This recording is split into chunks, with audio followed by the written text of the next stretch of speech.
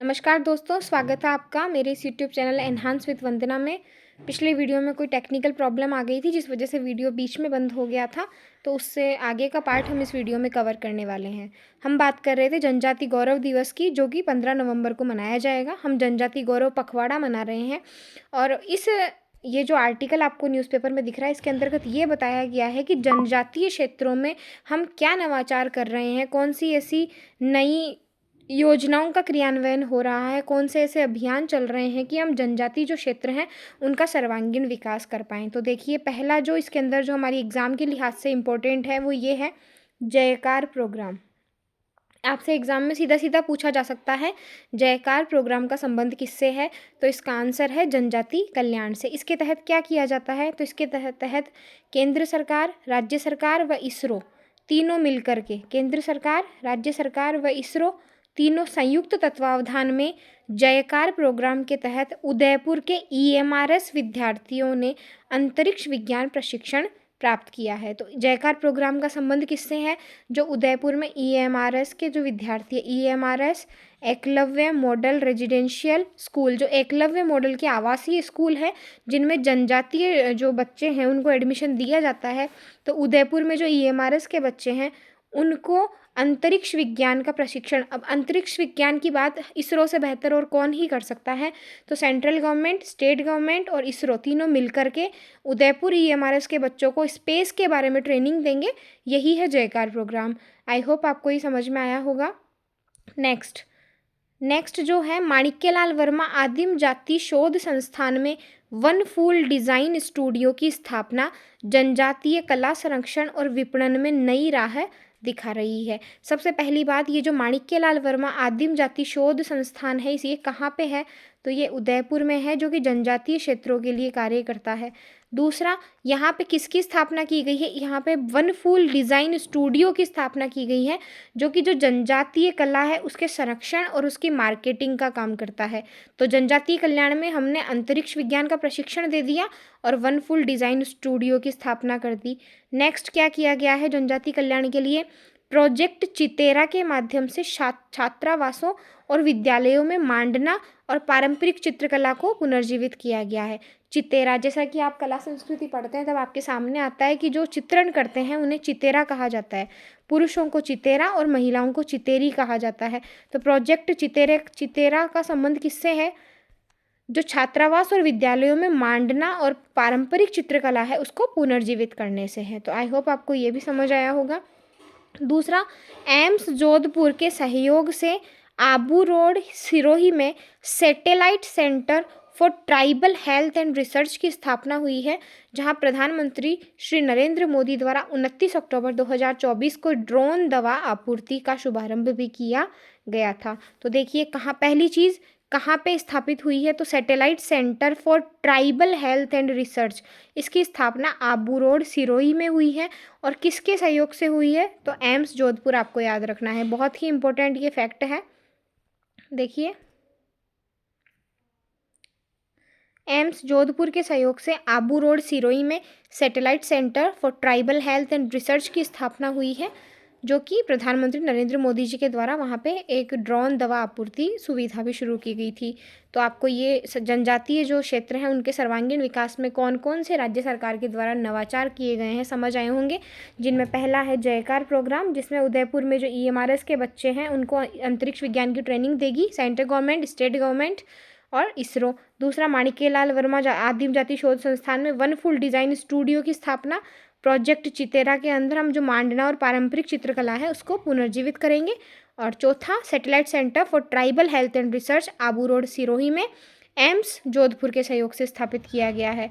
Next है अमृत कलश योजना। बहुत ही इंपॉर्टेंट योजना है अमृत कलश योजना। एग्ज़ाम में जब आएगी तो आप हो सकता है इसे सही कर भी पाएँ और ना भी कर पाएँ, क्योंकि हमारा मुख्य जो केंद्र है वो फ्लैगशिप स्कीम्स की तरफ ही रहता है और हम ऐसी कुछ योजनाएं भी पढ़ना भूल जाते हैं जो कि न्यूज़पेपर में आर्टिकल बेस की तरह छपती रहती हैं और हम उन्हें इग्नोर कर देते हैं। हम सिर्फ और सिर्फ जो फ्लैगशिप 25-30 स्कीम्स होती है उन्हीं के ऊपर अपना ध्यान रखते हैं, जबकि राजस्थान में प्रमुख जनजातीय क्षेत्र जहाँ टॉपिक है वहाँ इससे रिलेटेड स्कीम पूछी जा सकती है।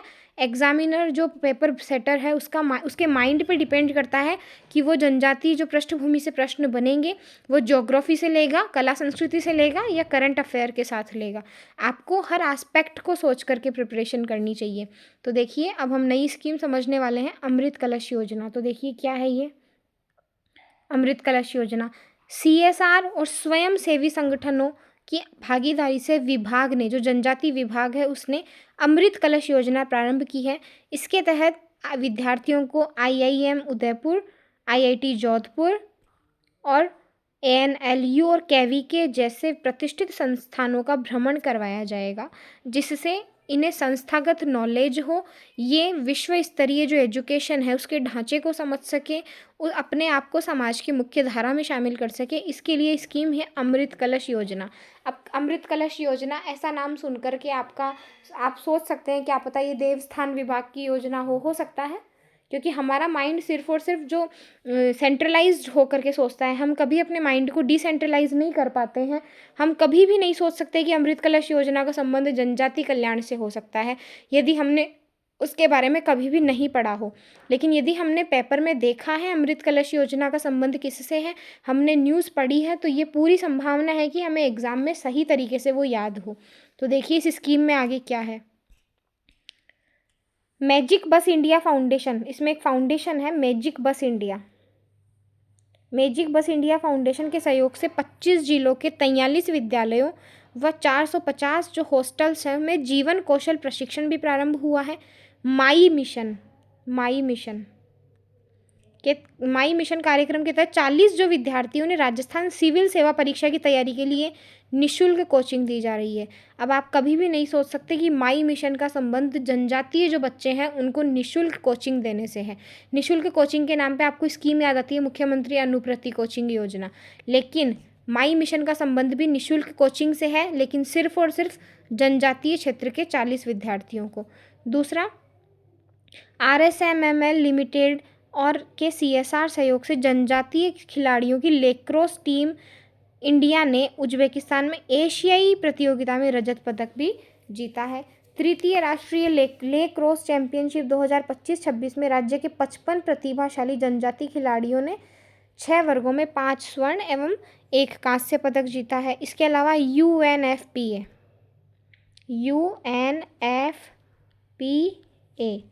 की साझेदारी में संचार सेतु वर्चुअल लर्निंग प्लेटफॉर्म प्रारंभ हुआ है। एक वृक्ष प्रतिवर्ष और हमारा कक्ष हमारा वृक्ष अभियानों से पर्यावरण संरक्षण को भी बल मिला है। तो देखिए पहला संचार सेतु वर्चुअल लर्निंग प्लेटफॉर्म है वो किसकी साझेदारी से शुरू किया गया, तो वो UNFPA की साझेदारी से शुरू किया। माई मिशन का संबंध किससे है, निःशुल्क कोचिंग से है। मैजिक बस इंडिया जीवन कौशल प्रशिक्षण प्रारंभ करवा रही है और CSR और स्वयंसेवी संगठनों की भागीदारी से अमृत कलश योजना शुरू की गई है। तो ये कुछ इंपॉर्टेंट डिस्कशंस थे जो इस टॉपिक में हमें करने थे। नेक्स्ट, विभिन्न क्षेत्रों में उत्कृष्ट कार्य करने वालों को किया जा रहा सम्मानित। जनजातीय क्षेत्र में उल्लेखनीय कार्य करने वाले व्यक्तियों और संस्थाओं को विभिन्न स्तर पर सम्मानित कर प्रोत्साहित किया जाता है। 4 अक्टूबर 2024 को आदि गौरव सम्मान समारोह मनाया गया था, जिसमें श्रीमती राष्ट्रपति द्रौपदी मुर्मू ने 17 व्यक्तियों व संस्थाओं को शिक्षा, कला, खेल एवं समाज सेवा में उत्कृष्ट योगदान हेतु सम्मानित किया था। इसके अलावा पिछले वर्ष 15 नवंबर 2024 को बांसवाड़ा में बिरसा मुंडा जी की 150वीं जयंती थी। उसके समारोह में नवादि युग धारा प्रणेता समागम मनाया गया था और 27 जनजाति नायक जो थे, जो जनजातियों के लीडर थे, उनको सम्मानित किया गया था। तो ये इससे रिलेटेड कुछ इंपॉर्टेंट न्यूज़ थी। आगे बढ़ते हैं। देखिए जैसा कि आपको पता है राजस्थान में दुग्ध उत्पादन और जो प्रसंस्करण है वो काफ़ी क्षमता में बढ़ रहा है। हम इसमें बहुत ही अच्छी प्रगति कर रहे हैं। हमारी प्रसंस्करण क्षमता बढ़ कर के 52 लाख लीटर प्रतिदिन हुई है, यानी हम एक दिन में 52 लाख लीटर दूध को प्रोसेस कर पा रहे हैं। वर्तमान में राजस्थान की इतनी क्षमता है। तो देखिए ग्रामीण अर्थव्यवस्था का बहुत ही मुख्य आधार है डेयरी। प्रमुख रूप से कृषकों, पशुपालकों के जीवन का, उनकी अर्थव्यवस्था का प्रमुख आधार है पशुपालन। और पशुपालन के तहत वे डेयरी के तहत सहकारी समितियों से जुड़ते हैं और अपने दूध को बेचते हैं, उनसे मूल्य प्राप्त करते हैं, जो कि उनकी अर्थव्यवस्था को एक दृढ़ आधार प्रदान करता है। हो सकता है कृषि के अंदर अकाल, सूखा आदि कई प्राकृतिक आपदाएँ हमारी आड़े आती हैं, लेकिन जब हम पशुपालन करते हैं, पशुपालकों के रूप में हमारी अर्थव्यवस्था को का सृजन करना चाहते हैं, तो डेयरी एक बहुत ही इम्पोर्टेंट सेक्टर हो जाता है। तो देखिए, डेयरी के वार्षिक मुनाफे में 46% की बढ़ोतरी हुई है, जो कि पिछले 47 वर्षों में सर्वाधिक है। पिछले 47 सालों में अब तक की सबसे अच्छी जो ईयरली मुनाफा में मिला है वो 46% का है। देखिए इस न्यूज़ के अंदर क्या कवर किया गया है। मुख्यमंत्री श्री भजनलाल शर्मा के नेतृत्व में राज्य सरकार किसानों की आय बढ़ाना और ग्रामीण अर्थव्यवस्था को सशक्त करने के लिए प्रतिबद्ध होकर कार्य कर रही है। मुख्यमंत्री श्री शर्मा की डेयरी क्षेत्र को दी गई विशेष प्राथमिकताओं एवं प्रोत्साहनकारी नीतियों का परिणाम है कि दूध उत्पादन एवं पशु आहार का वार्षिक टर्नओवर पहले जो 8,000 करोड़ रुपए था, वो 10,000 करोड़ रुपए प्रतिवर्ष तक पहुंच गया है। आपको ये फैक्ट याद नहीं करना है। दुग्ध उत्पादन एवं प्रोसेसिंग क्षमता में वृद्धि राज्य के डेयरी सेक्टर को राष्ट्रीय स्तर पर अग्रणी करने की दिशा में महत्वपूर्ण कदम है। इस उल्लेखनीय प्रगति के फलस्वरूप डेयरी क्षेत्र में वार्षिक मुनाफे में 46% की ऐतिहासिक बढ़ोतरी दर्ज की गई है। पिछले 47 सालों में अब तक की सबसे ज़्यादा जो रिकॉर्ड बढ़ोतरी देखी गई है वो है 46%। देखिए इसके अलावा ये एग्ज़ाम के लिहाज से कोई इम्पोर्टेंट नहीं है। 1,000 नई डेयरी सहकारी समितियों का गठन किया गया है। ये आप थोड़ा सा याद रख सकते हैं कि डेयरी सहकारिता को मजबूत करने के लिए पिछले 1 साल में 1,000 नई जो सहकारी डेयरी सहकारी समितियां हैं वो स्थापित की गई है। 2,000 कलेक्शन सेंटर्स बनाए गए हैं और 1 लाख से अधिक जो दुग्ध उत्पादक किसान हैं उनको सहकारिता से जोड़ा गया है। आगे देखते हैं। ये देखिए, प्रसंस्करण क्षमता को हमारा जो नया टारगेट है वो है कि 65 लाख लीटर प्रतिदिन तक पहुंचाने का लक्ष्य है। वर्तमान में हम 52 लाख लीटर प्रतिदिन तक तो पहुंच चुके हैं। पिछले साल 48 लाख पे थे, अब की बार 52 लाख हमने कर लिया है। हमारा प्रयत्न है कि वित्तीय वर्ष के अंत तक यानी मार्च 2026 तक हम इसे 65 लाख प्रति लीटर तक 65 लाख लीटर प्रतिदिन तक पहुँचाने का लक्ष्य रखते हैं। इससे हम राज्य में दुग्ध उत्पादन, संग्रहण और वितरण को और अधिक सुदृढ़ रूप दे पाएंगे। देखिए नेक्स्ट है 10,000 flow taxi biogas plant. Flow taxi biogas plant देखिए पर्यावरण संरक्षण एवं ऊर्जा आत्मनिर्भरता की दिशा में भी महत्वपूर्ण कदम है। ग्रामीण किसानों के घरों पर 10,000 फ्लो टैक्सी बायोगैस प्लांट स्थापित किए जा रहे हैं, जिसमें से लगभग 2,500 फ्लो टैक्सी बायोगैस प्लांट हम लगा चुके हैं। न केवल स्वच्छ ऊर्जा उपलब्ध होगी बल्कि पशुपालकों की लागत में भी कमी आएगी। मुख्यमंत्री जी की मंशा के अनुरूप डेयरी क्षेत्र में नवाचार, तकनीकी विकास, किसान हितैषी योजनाओं एवं सहकारिता की भावना के साथ राजस्थान को दुग्ध उत्पादन के राष्ट्रीय केंद्र के रूप में स्थापित किया जा रहा है। तो इस न्यूज़ में इतना ही। नेक्स्ट न्यूज़ कवर करते हैं। चूँकि जनजाति गौरव दिवस है तो वर्तमान में राज्य सरकार के जितने भी कार्यक्रम हैं वो इसी के इर्द गिर्द घूम रहे हैं। तो इसमें भी यही है कि प्रदेश का समावेशी विकास मॉडल जनजाति सशक्तिकरण की नई इबारत लिख रहा है। इसमें जो हमारे एग्ज़ाम के दृष्टिकोण से इम्पोर्टेंट है वो ये है कि भगवान बिरसा मुंडा की 150वीं जयंती पर राज्य सरकार जनजातीय गौरव वर्ष पखवाड़ा मना रही है 1 से 15 नवंबर तक। ये हमने पिछली सूजस में कवर कर लिया है। भगवान बिरसा मुंडा का दूसरा नाम क्या है? धरती आबा कहा करते थे इनको, आप ये देख सकते हैं।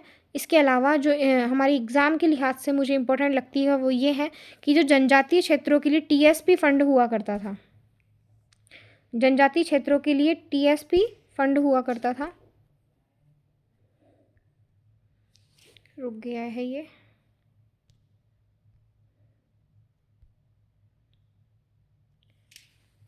देखिए जनजातीय क्षेत्रों के लिए जो टीएसपी फंड हुआ करता था वो पहले 1,000 करोड़ का था, जिसे बढ़ा करके अभी 15,000 करोड़ कर दिया गया है। तो राज्य सरकार ने अनुसूचित जनजाति वर्ग के उत्थान के संकल्प को पूरा करने की दिशा में जो टीएसपी फंड था उसे 1,500 करोड़ का कर दिया है। साथ ही सामुदायिक वन अधिकार के क्षेत्रों के विकास के लिए गोविंद गुरु जनजातीय क्षेत्रीय विकास योजना भी प्रारंभ की है। इसके अलावा नए आवासीय विद्यालय भी खोले गए हैं। और क्या किया गया है? इसके अलावा 250 नवीन माँ बाड़ी केंद्र खोले गए हैं। जैसे बाकी इलाकों में आंगनबाड़ी केंद्र होते हैं, जनजातीय क्षेत्रों में उनका नाम माँ बाड़ी केंद्र है। जिनकी संख्या 250 थी, जो कि बजट घोषणा थी। इसके अलावा इन माँ बाड़ी केंद्रों में कार्यरत शिक्षाकर्मी, महिला सहयोगिनी तथा स्वास्थ्य कर्मी के मानदेय में वित्तीय वर्ष 2025-26 से 10% की वृद्धि भी की गई है। तो टीएसपी फंड 1000 करोड़ से 1500 करोड़ कर दिया गया। दूसरा जो गोविंद गुरु जनजातीय क्षेत्रीय विकास योजना है, इसका संबंध किससे है? सामुदायिक वन अधिकार क्षेत्रों के विकास पर केंद्रित है। और 250 नवीन माँ बाड़ी केंद्र खोले गए हैं, जो कि आंगनबाड़ी का ही एक दूसरा वर्जन है। और जो इनमें कार्यरत कार्मिक है, उनका 10% मानदेय बढ़ाया गया है। नेक्स्ट, शिक्षा क्षेत्र हो रहा सुदृढ़, कौशल विकास से युवा बन रहे हुनरमंद। देखिए, इसमें एग्ज़ाम के दृष्टिकोण से ऐसा कुछ नहीं है। नेक्स्ट हम देखते हैं गुरु नानक देव जी की जयंती, जो कि 5 नवंबर को मनाई गई थी। हमारे पास में सूजस उस समय उपलब्ध नहीं थी, आज उपलब्ध है, तो हम इसका जिक्र कर लेते हैं। ये कौन सी जयंती थी? तो आप देख सकते हैं 556वां प्रकाश वर्ष था। तो हमारे मुख्यमंत्री जी ने इसे मनाया है। इस पेज के अंदर यही दे रखा है किस तरह से उन्होंने इसे सेलिब्रेट किया है। हमें भी सिख समुदाय की जो इस पर्व है उसे अच्छे से मनाना चाहिए। हमें सांप्रदायिक सद्भावना का भाव रखना चाहिए। ये समाचार में ये जो न्यूज़ है वो इसी इस बात का संदेश हमें दे रही है। तो आई होप आपको ये सूजस समझ आई होगी। लास्ट में मैं 4 और 5 नवंबर की सूजस का एक साथ सार बता देती हूँ। यातायात नियमों की पालना और जागरूकता बढ़ाने के लिए 15 दिन का सड़क सुरक्षा अभियान है, जो कि 4 नवंबर से चलाया गया है। इसके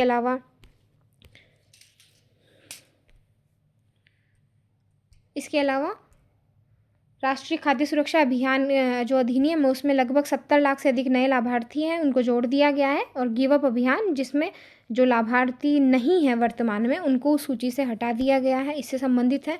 गिव अप अभियान 1 नवंबर 2024 को शुरू हुआ था। दूसरा जो SIR कार्यक्रम चल रहा है, उसके बारे में न्यूज़ है। भगवान बिरसा मुंडा जयंती जो 150वीं आएगी, उसका आयोजन किया जाएगा, उसके परिप्रेक्ष्य में फ़ोटोज़ थी। फलोदी जो दुर्घटना है, उसमें आर्थिक सहायता है। और वंदे मातरम जो @150 कार्यक्रम है, उसको लेकर के बैठा गया। अनुजा पोर्टल, जो कि अनुसूचित जाति, जनजाति, सफाई कर्मचारी, अन्य पिछड़ा वर्ग और दिव्यांगजनों को उद्योग, व्यवसाय और सेवा कार्य में सहायता के लिए ऋण उपलब्ध करवाता है। नए 3 जनजातीय कानूनों की बात है। 5 नवंबर की सूजस में वही सड़क सुरक्षा अभियान, जो कि 4 से 18 नवंबर तक टोटल 15 दिनों के लिए शुरू किया गया है। इसके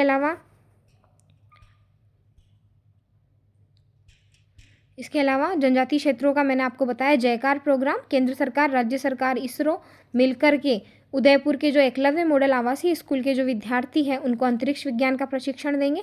माणिक्यलाल वर्मा आदिम जाति शोध संस्थान, जो कि उदयपुर में है, वहाँ पे वन फूल डिज़ाइन स्टूडियो इस्टेब्लिश किया गया है। प्रोजेक्ट चितेरा के अंदर जो जनजातीय कला है, उनका संरक्षण किया जाएगा। और एम्स जोधपुर के सहयोग से आबू रोड सिरोही में satellite centre for tribal health and research की स्थापना की गई है। अमृत कलश की योजना, जो कि जनजातीय क्षेत्रीय विभाग की है। CSR, corporate social responsibility, corporate सामाजिक उत्तरदायित्व और स्वयंसेवी संगठन जो हैं, उनकी भागीदारी से शुरू की गई है। इसके तहत प्रतिष्ठित संस्थानों का भ्रमण, जीवन कौशल प्रशिक्षण, माई मिशन हम देखे थे, जिसका संबंध था निशुल्क कोचिंग से। और UNFPA की साझेदारी से संचार सेतु वर्चुअल लर्निंग प्लेटफॉर्म स्थापित किया गया था। इसके अलावा दुग्ध उत्पादन बहुत बढ़ गया है। 52 लाख लीटर प्रतिदिन हमारी वर्तमान में प्रसंस्करण क्षमता है। टारगेट 65 लाख लीटर प्रतिदिन तक पहुंचाने का है। पिछले 47 वर्षों में 46% की रिकॉर्ड बढ़ोतरी देखी गई है। 10,000 बायोगैस प्लांट लगाए जाएंगे। 1,000 नई डेयरी सहकारी समितियों की स्थापना की जाएगी। इस पेज में TSP जो फंड है, उसको 1,000 करोड़ से बढ़ा करके 1,500 करोड़ किया गया है। और गोविंद गुरु जनजाति क्षेत्रीय विकास योजना, जिसका संबंध सामुदायिक वन अधिकार क्षेत्रों से है, उसका जिक्र यहाँ पे आपको देखने को मिलता है। 250 नवीन माँ बाड़ी केंद्रों की स्थापना जनजातीय क्षेत्रों में की जाएगी। और माँ बाड़ी केंद्रों में कार्यरत शिक्षाकर्मी, महिला सहयोगिनी तथा स्वास्थ्य कर्मी के मानदेय में वित्तीय वर्ष 2025-26 से 10% की वृद्धि के आदेश किए गए हैं। इसके अलावा ये गुरु नानक जी की 556वीं जयंती के बारे में यहाँ वर्णन है। तो इस प्रकार से 4 और 5 नवंबर की सूजस का हमने कवर किया है। आई होप आपको ये वीडियो समझ आया होगा। बाकी जैसे ही मुझे आगे की सूजस भी अवेलेबल होगी, मैं उसका वीडियो ज़रूर से अपलोड करूँगी। आपकी पढ़ाई की कंटिन्यूटी में कहीं कोई बाधा नहीं आएगी। जैसे ही साइट पे जो ये सर्वर एरर काफ़ी दिनों से चल रहा है, यदि दूर होता है तो हम जल्दी से इसका वीडियो बनाएंगे। अपनी तैयारी को अच्छे से करते रहिए। यदि वीडियो अच्छा लगा हो तो लाइक कीजिए, शेयर कीजिए और चैनल को सब्सक्राइब कीजिए। Thank you so much for watching this.